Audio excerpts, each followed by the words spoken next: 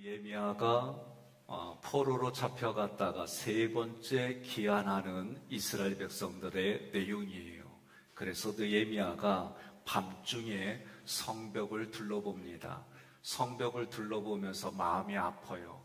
누구에게도 알려주지 아니하고 자기 혼자 조사하는 거예요. 왜? 성벽이 무너졌어요. 오늘 이 느헤미야의 성벽을 이야기할 때 우리는 성벽의 기능이 뭐냐?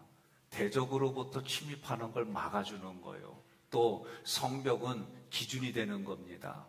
성벽 밖의 사람들과 성벽 안의 사람들로. 다시 말하면 하나님의 사람들과 하나님의 사람이 아닌 삶으로 나눠볼 수 있는 거예요. 그래서 돌아보니까 무너진 성벽을 재건해야 될 필요성을 가지고 있는 거예요. 그러면서 하나님 앞에 간절히 호소하는 겁니다. 기도하는 겁니다. 하나님 도와주세요. 하나님의 힘과 능력으로 이런 일들을 가능하게 해주세요. 그렇게 기도하고 백성들에게 호소하는 거예요. 우리가 왜 바벨론으로 포로로 잡혀갔느냐? 하나님을 멀리하고 우상을 가까이 했기 때문에 이런 일이 일어나지 않았느냐? 이제 하나님이 여기까지 도와주셨으니 남은 인생에도 도와달라는 마음을 가지고 우리가 함께 하나님께 기도하고 이 일에 같이 동참하자, 그렇게 호소하는 거예요. 그때 사마리아 사람들이 비아냥거립니다. 무슨 얘기냐? 이 시국에 나 혼자 먹고 살기도 바쁜데 이게 무슨 짓이냐? 그러면서 아주 조직적으로 느헤미야를 어렵게 합니다. 그때 느헤미야가 이제 이 일들을 진행하는데 며칠 걸렸느냐? 52일이 걸렸어요. 느헤미야가 포로로 잡혀가서 활동했던 지도자 중에 하나예요. 오늘 여러분과 저는 이 일들을 감당할 때 어떤 방식으로 보아야 되느냐?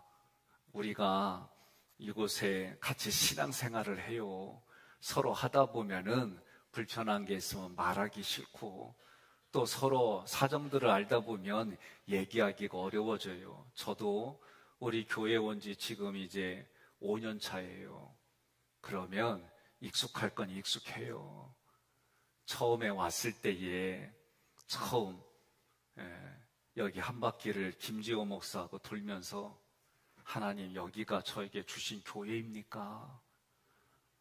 그리고 밤에 몰래 우리 둘이 돌았어요. 바벨론하고, 그땐 바벨론 마음이 아니에요. 여리고성 돌듯이, 하나님, 여기가 나에게 주신 임지입니까? 근데 사람은 눈에 보는 대로 생각을 하게 돼 있어요. 왔더니 왜 이렇게 낡았어? 여러분은 못 느끼는구나. 처음에 와가지고 도는데 하나님, 너무 낡았어요. 여기가 저에게 주신 교회예요? 진짜 이 마음이 들었어요. 여러분, 나 그렇게 봐도 할 수 없어요. 처음 느낀 거니까.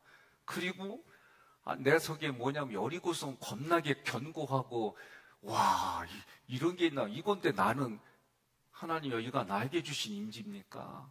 그렇게 돌아오고 나서 어느 날 저희 부부에게 주신 마음이 뭐냐면 교회의 겉을 보지 말고 안을 보라는 거예요. 근데 그 안은 여기 들어와서 이런 안을 보라는 게 아니라 이 안에서 신앙생활하는 성도들을 보라는 거예요. 그게 저희에게 주신 마음이었어요. 그지? 우리는 사람을 보는 거지. 근데도 여전히 낡았어요.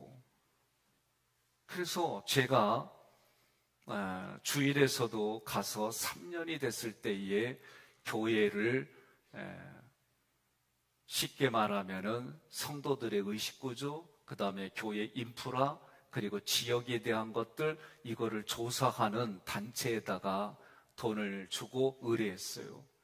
그래서 교회 안에 우리들의 의식구조가 어떤 건지, 우리의 신앙, 그리고 여러 가지 그런 것을 조사하고, 그 다음에 교회의 인프라를 구성하고, 그리고 이 교회가 이 지역에 어떤 이미지를 가지고 있는지, 이것을 의뢰했어요. 이제 조금 지나면 저도 우리 교회에서도 이 일들을 진행하려고 합니다. 그래서 우리들이 가지고 있는 신앙이 방향과 그리고 우리가 지금 해야 될 게 무엇인지, 인천 여기 곳곳이 다 재건축이 일어나고 또 여기저기서 행정들이 많이 바뀌는 걸 보게 됩니다. 우리 교회 주변에 바로 교회 뒤쪽으로 1500세대의 아파트가 들어와요. 평수는 크지 않아요. 말을 들어보니까 젊은 사람들이 주로 대상이 됩니다. 한 30대 후반부터 50대 초반 그렇게 들어온다고 그래요. 이것저것 지금 홈페이지도 많은 부분들을 손을 대고 행정도 이제 내년도부터는 준비하고 여러 가지 많은 부분들에 좀 고쳐가야 할 부분들을 지금 진행하고 있습니다.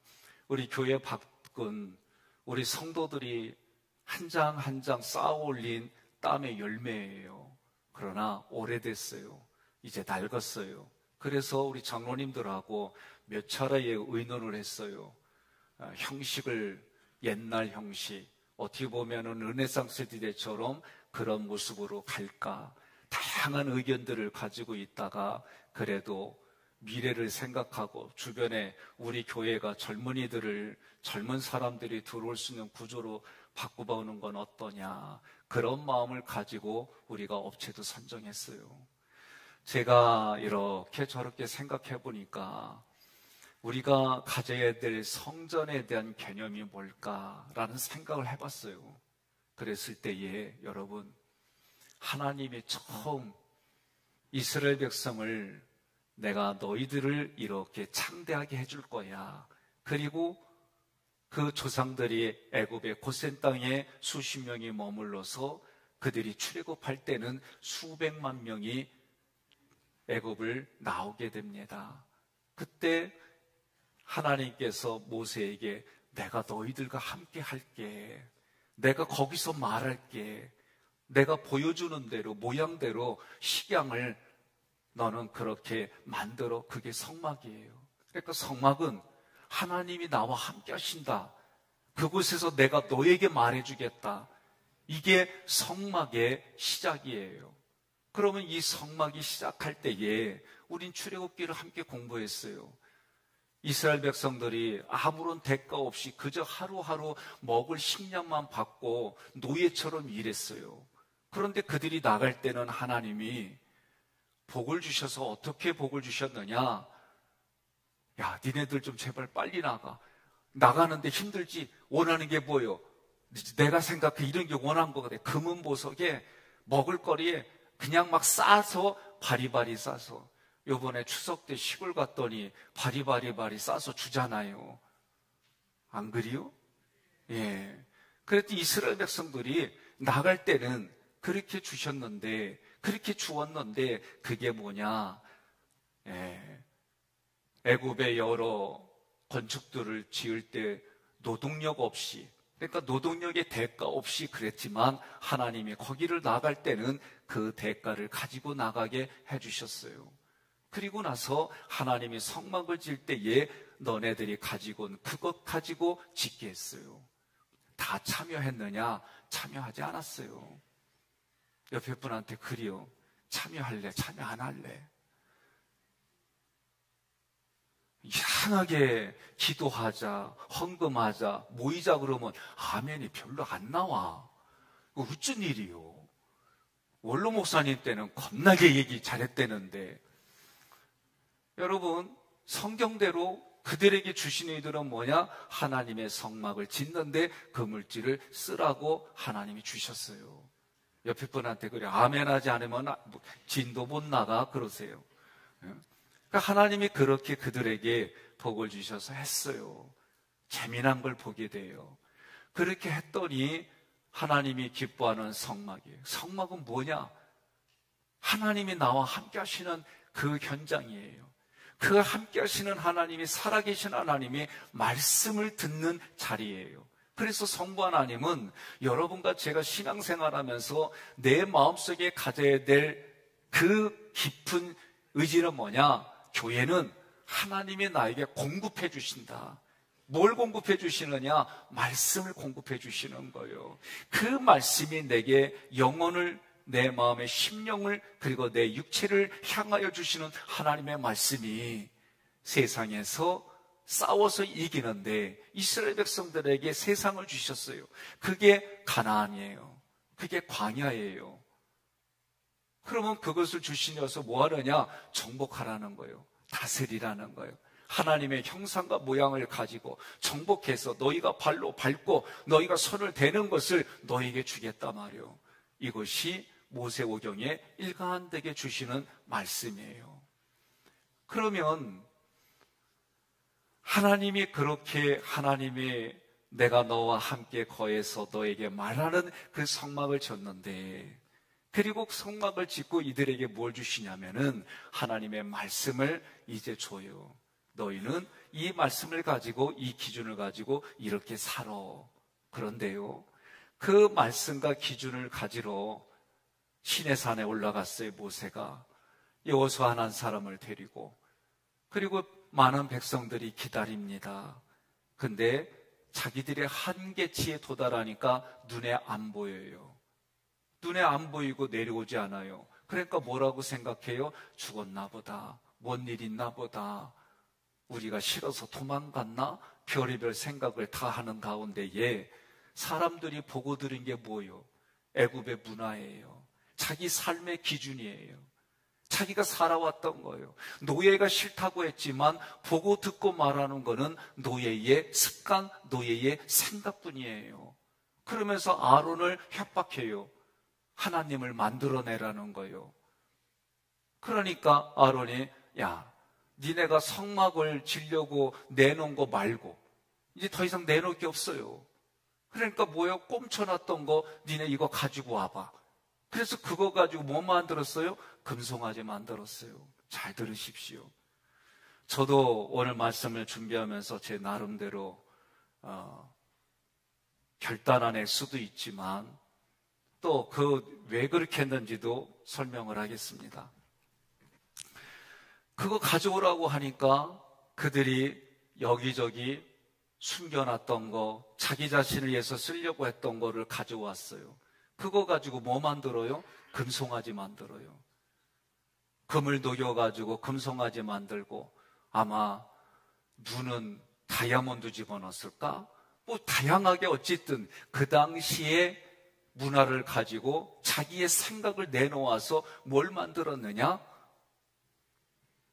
우상을 만들어냈어요. 오늘 우리가 살아갈 때 하나님의 말씀을 통해 주시는 게 딱 처음 우리에게 주시는 하나님을 섬길래, 우상을 섬길래. 그런데 우리는 그 생존마저도 하나님을 섬기는 생존으로 살아가는 게 아니라 결국은 하나님이 약속으로 시작하고 말씀으로 시작했지만, 그러나 노년의 마지막에 그가 가지고 가는 건 대부분이 우상 섬긴 걸로 마무리하는 걸 보게 돼요. 지금을 살아가는 우리들도 마찬가지입니다. 제가 우리 장로님으로부터 말씀드릴 때에 돌아가신 이성주 장로님으로부터 몇 분들의 이야기를 들어보면 참 내 마음에 감동이 오는 게 있어요. 자기 집을 내놓고 그리고 자기의 물질을 내놔서 먼저 그 일들을 감당했어요. 때로는 이런 질문을 할 겁니다.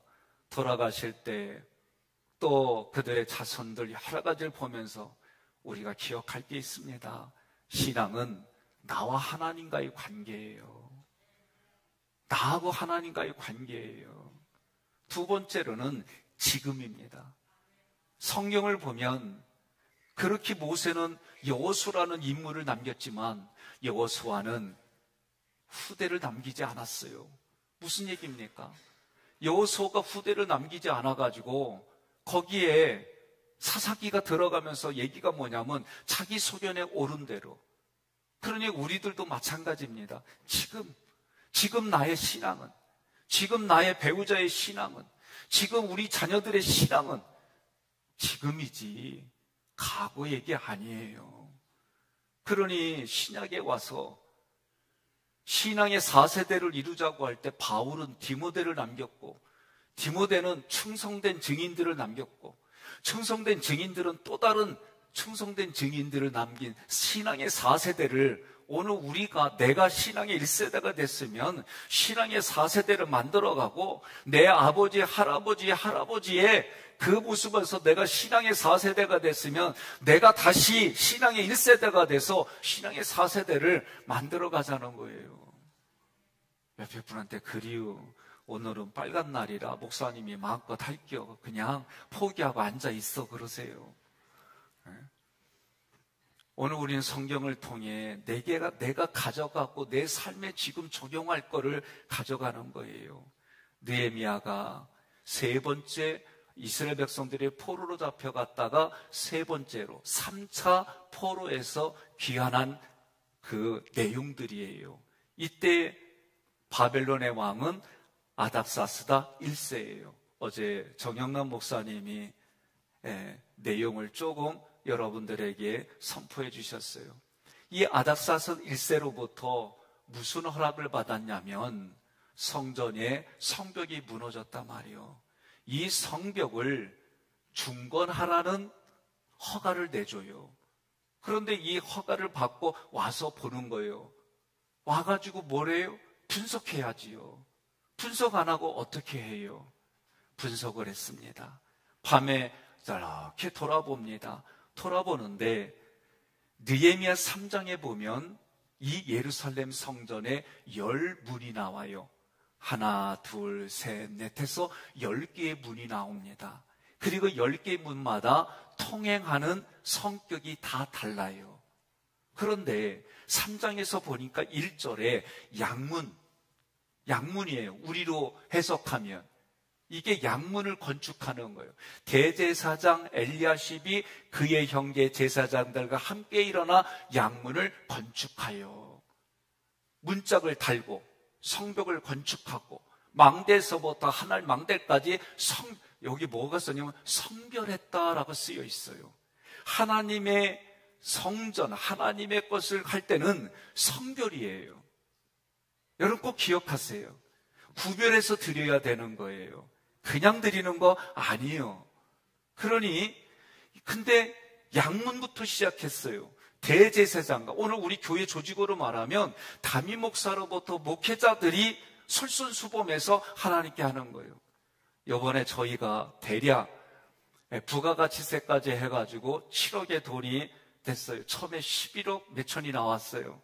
우리 장로님들이 아이디어를 짜내고 이거를 조금 더 같은 재질의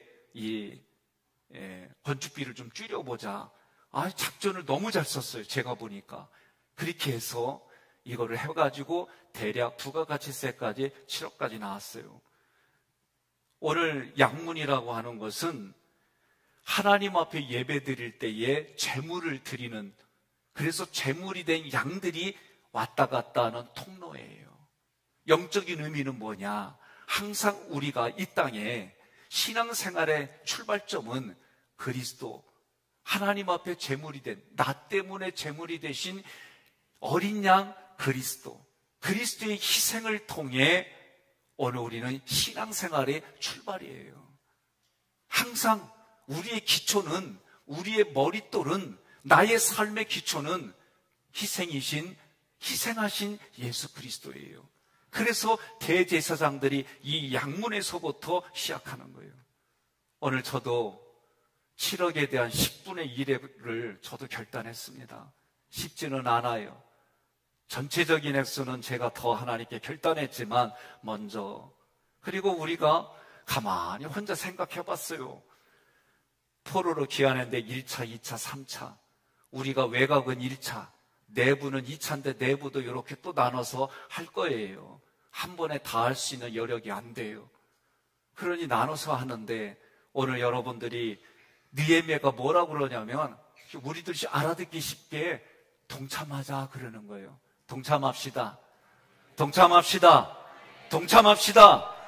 그래서 10개의 문을 대제사장으로부터 그 당시에 유력한 지도자들이 이걸 맡아가지고 그들의 족속 그리고 그들을 따르는 사람들하고 한 구간씩 맡아서 10구간을 이들이 해가는 거예요. 며칠 동안? 52일 동안. 그 안에 아주 빈정대게 하고 아주 깐죽깐죽거리고 아주 우리의 마음을 아주 기분 나쁘게 하는 일들이 겁나게 많았어요. 느헤미야 읽어보니까. 그런데도 느헤미야는 누구냐? 기도하는 주의 종이에요. 하나님께 기도하고 하나님 앞에 기도했더니 하나님의 말씀을 주시고 그 말씀대로 했더니 지혜롭게 분별해서 이 일들을 다 감당했어요. 저는 돌아가신 우리 이성주 장로님의 이 교회를 향하고, 그리고 저 위에 팔각 보이죠? 글씨 쓴 거. 그분의 작품이랴. 나 몰랐어요. 참 특이하다. 누가 썼나. 그때 이런 부분들 역사를 가르쳐주면서 여러분들이 내가 잘하는 기능, 잘하는 재능, 하나님이 주신 물질, 하나님이 주신 이 목숨, 그래서 우리는 영적으로 기도하고 물질로는 오늘 이들이 그 구간을 감당했던 것처럼 그렇게 하는 거예요. 그런데 자원하는 마음으로. 오늘 우리가 중요한 게 있습니다. 비판하지 마세요. 비교하지 마세요. 다시 한번 말씀드려요. 우리가 무너지는 이유가 뭐냐? 비교하기 때문에 그런 거예요. 여러분, 우리 아낙네들 한번 들어봐요. 남편이 TV 보더니 아유, 당신하고 비교해 보니까 누가 이뻐? 누가 이뻐요? 그렇지, 내가 이뻐. 그러면 그 남편이 얼마나 이뻐 보여. 근데 기껏 얘기하는 게 당신애는 이런데 너는 왜 그러냐 그러면 끝날 때 보자 그런다고. 우리가 사람도 비교하면 기분 나빠요. 그러나 오늘 우리 장로님들이 이제 이 모든 게 어느 정도 되어지면 우리가 헌신 예배 드립시다 그랬어요. 헌신 예배 준비합니다. 그 헌신 예배를 드리기 전에 오늘 10월 달부터 우리가 기도로 준비하고 나아가는데, 사람은요 자기 생존이 걸려 있으면 지금까지 자기가 가지고 있던 이 모든 것들을 동원하지만 자기 생존이 걸렸을 때는 이해관계가 들어오기 때문에 생각이 자기중심으로 다 바뀌어요. 이기적으로 바뀝니다. 오늘 하나님 앞에 여러분들이 양문으로 들어간다는 것은 그리스도의 희생과 정신을 기억하라는 거예요. 그러면 나를 위해서 독생자 아들을 주신 하나님 앞에 무엇이 아깝지 않을까? 우리는 이렇게 시작하며 하나님 앞에 여러분들이 기도하며 나름대로 나는 하나님이 나에게 은혜를 베풀어 주신 거, 나는 이렇게 반응하겠습니다. 나는 이렇게 결단합니다. 그런 마음을 가지시기를 바랍니다. 17세기에 메이플라워를 타고 청교도들이 예배당을 먼저 쳤어요. 학교를 지었어요. 그리고 자기 집을 졌어요. 하나님이 함께 하시는, 그 하나님이 함께 하신다는 하나님의 성전을 먼저 우선시할 때 그들에게 보상해 주신 것은 말도 못해요. 그러나 신앙은 항상 언제요? 지금이어야 돼요.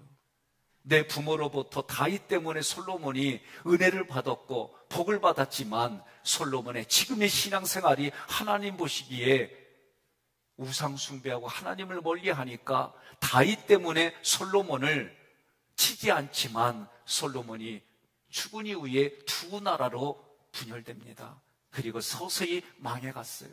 신앙은 내 부모가 아무리 신앙생활을 잘했다 할지라도, 이 나라에 선교사로 오셨다 할지라도 그 사람의 후손인 나는 지금 하나님 앞에 나의 신앙생활이 어떠하느냐, 이거 꼭 기억하십시오.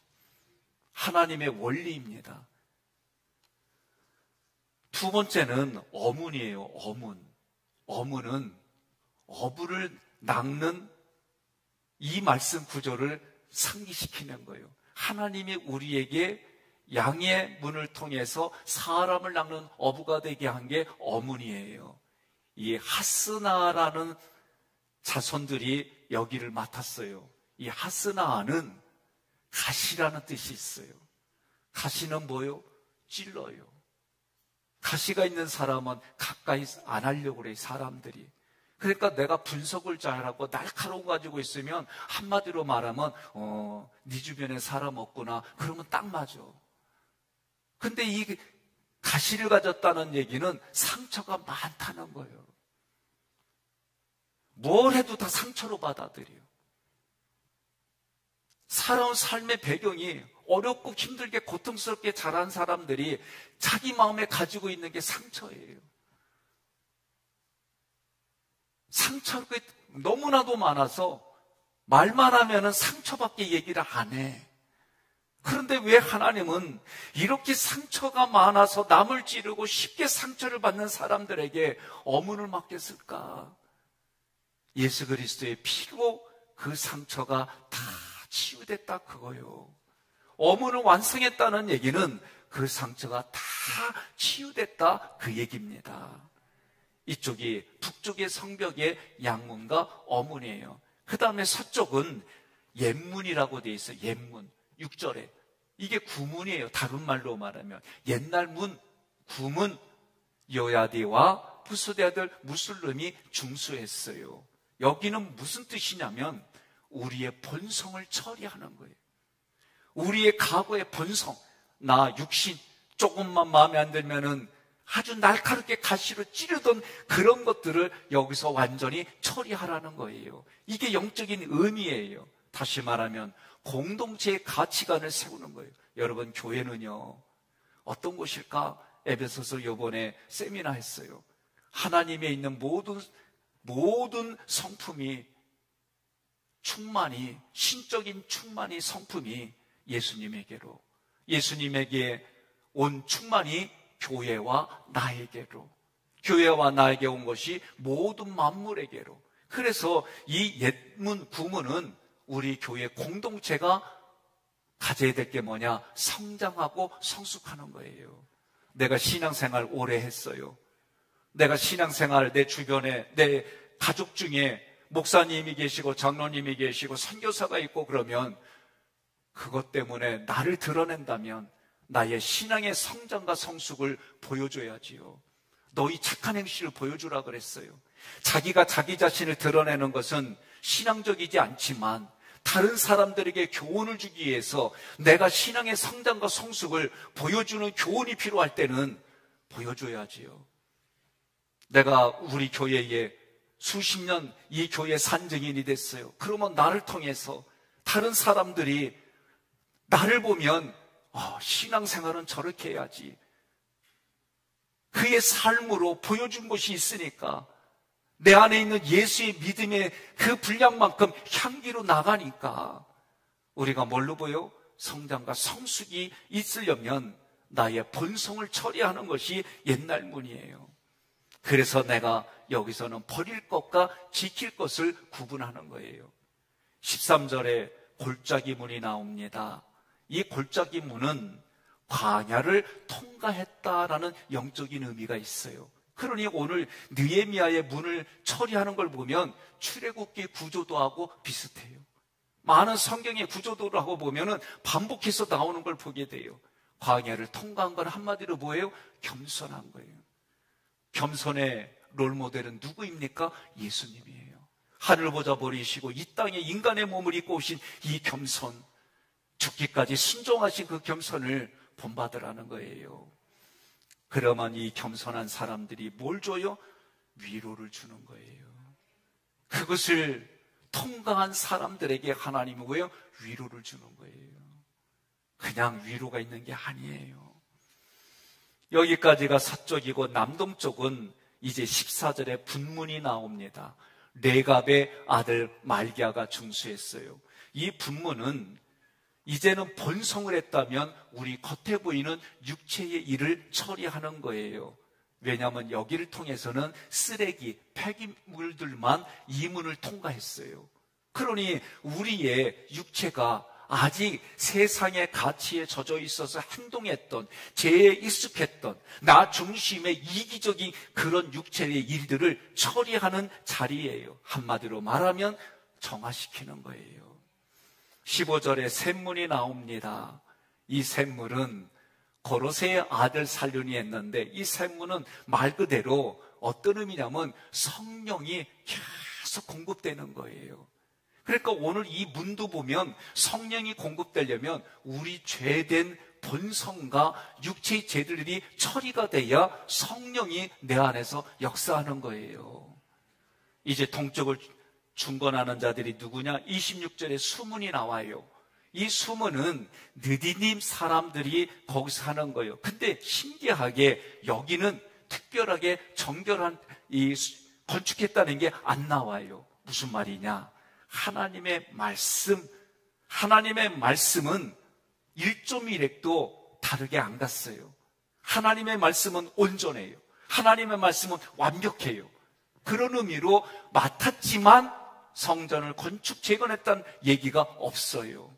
28절에 마문이 나옵니다. 근데 이 말들은 뭐냐면 전투하러 나갈 때 이 문을 썼어요. 그러니 오늘 우리가 이렇게 내면이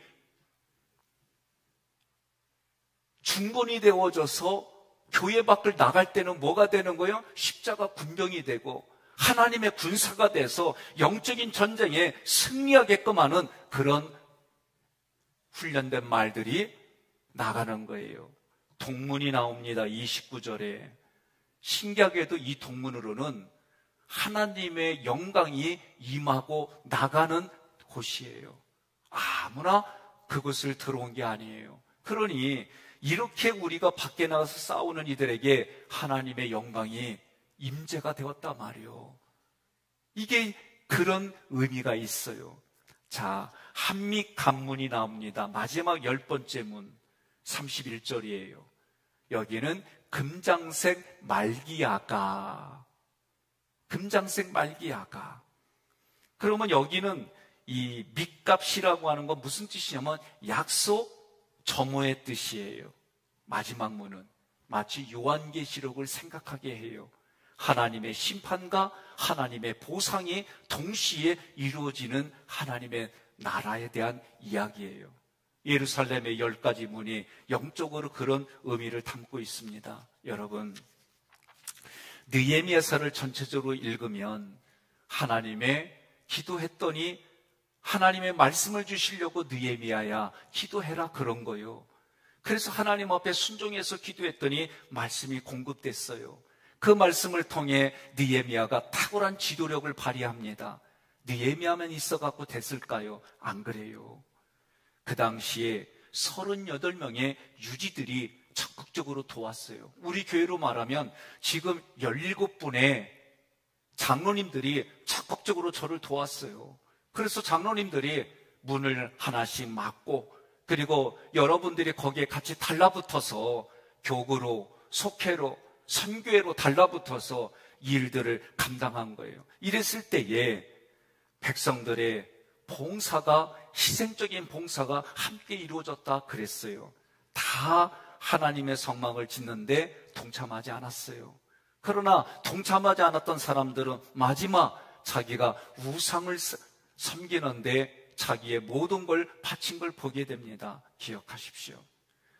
레이가 얼마나 혈기가 많은 사람이에요. 네?